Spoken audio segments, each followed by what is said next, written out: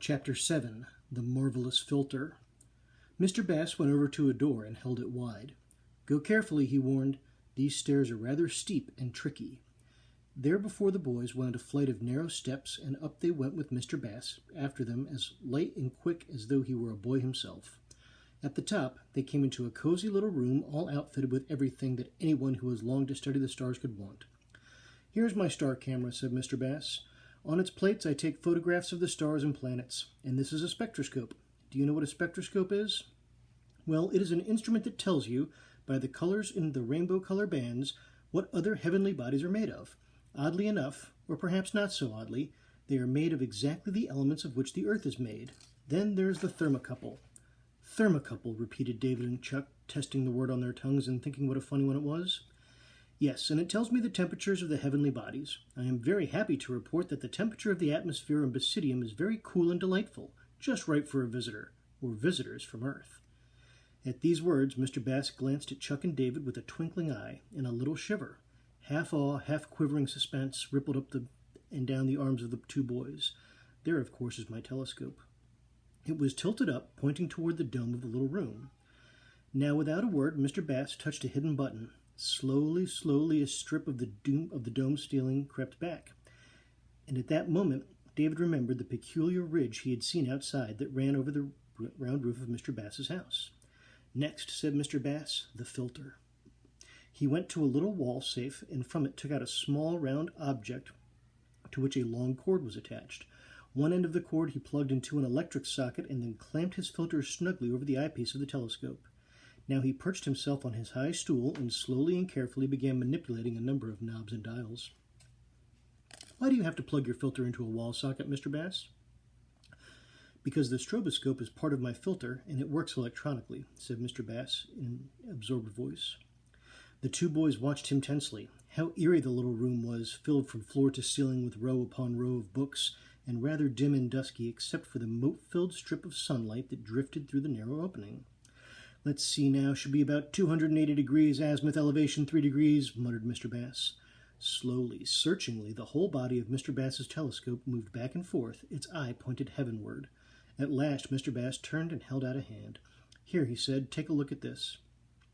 David stepped up and took a look. At first he could see nothing at all, but then, gradually, what looked like a tiny greenish dot became visible.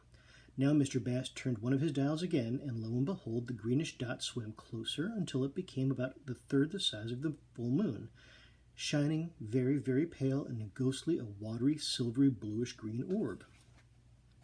"Basidium X," announced Mr. Bass, his voice full of emotion.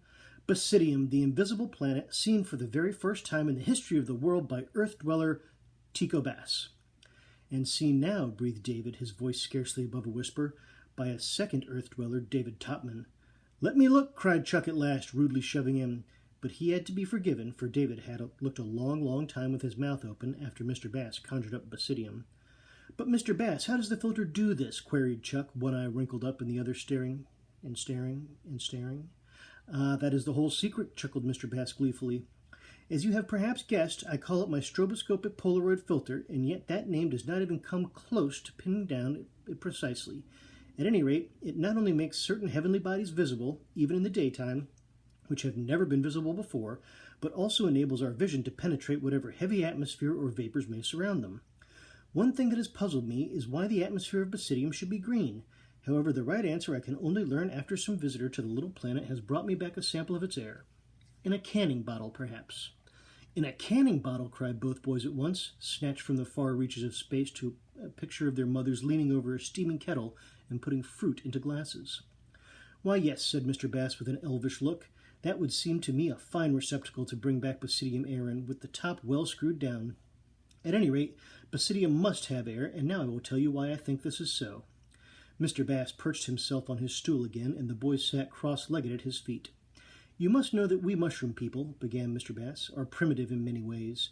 We catch one another's feelings instantly, and for all the past week or two I have felt in my bones that all is not well. I cannot sleep at night for thinking about my people, and curiously enough, my concern and my thoughts center on Basidium.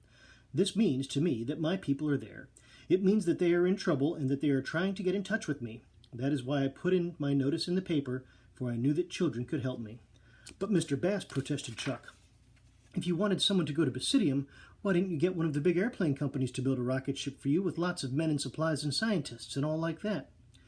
Mr. Bass closed his eyes for a second in horror and shook his head and waved his hands about the air. "Dear me, oh, no, no, no," he exclaimed. "A huge rocket ship, even could it have been built in time, and all the great lumbering men in space suits with oxygen tanks and cameras and radar instruments would have frightened the poor mushroom people out of their wits. Then, too," smiled Mr. Bass rather dryly, "what president of an airplane company would have believed me? You boys wasted no time in doubting. And Chuck and David, you must never doubt anything I tell you. Remember that," said little Mr. Bass, leaning forward earnestly. "You must never doubt." Now David could feel himself edging up to the peak of the whole conversation, and his hands suddenly went damp and cold. "The thing we'd like to know next, Mr. Bass, is what do you want us to do?" Mr. Bass's face at once became grave, almost stern. "I should like," he said quietly, "for you two boys to dress very warmly, store your spaceship with food, and set off this very night for Basidium." For several seconds not a sound was heard in Mr. Bass's observatory but the rustle of leaves outside, a ripple of bird song, and the barking of a high-toned voice up the street. "Tonight?" repeated Juck faintly. "But, Mr. Bass," began David, his hands getting colder than ever. "Ah," said Mr. Bass, "I'm sorry. I see that I'm asking too much." "Oh, no, no, no, Mr. Bass, we want to go. We've got to go." "You have the courage, then?" "Yes, sir." "And you will tell your parents everything?" "I will not have you," said Mr. Bass, "take another step without their permission, not even to save my people."